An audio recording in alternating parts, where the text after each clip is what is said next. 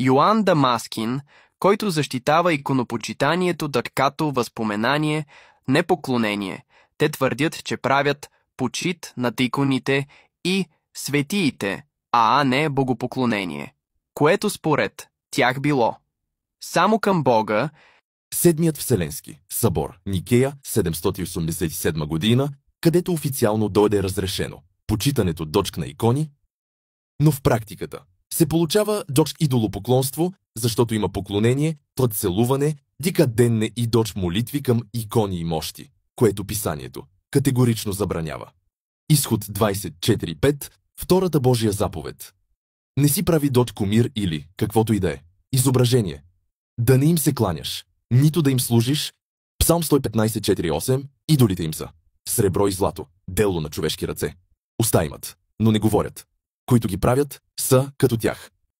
Това забранява всякакво религиозно използване на точка изображения.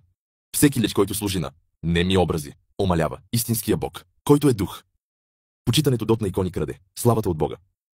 Исаия 42.8. Аз съм Господ. Славата си на друг няма да дам, нито хвалата си на изваяните идоли.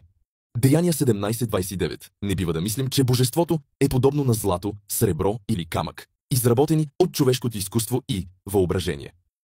Сам Исус казва, Марко 7.6.9, тия люде ме почитат с устните си, но сърцето им отстои далеч от мене.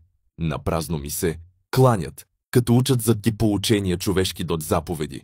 Вие отхвърляте Божията заповед, за да спазите дочь своето предание.